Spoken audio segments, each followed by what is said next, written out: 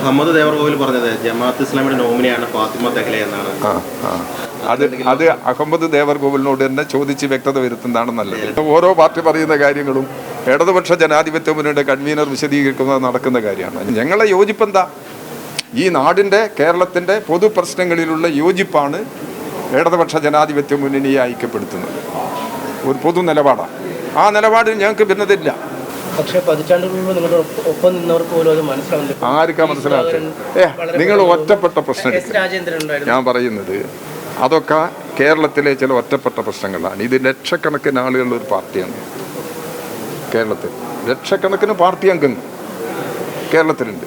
അതിലൊരു 5-10 ആളിങ്ങനെ ചില വ്യത്യസ്തമായ അഭിപ്രായം പറഞ്ഞെന്ന് വിചാരിക്കുക.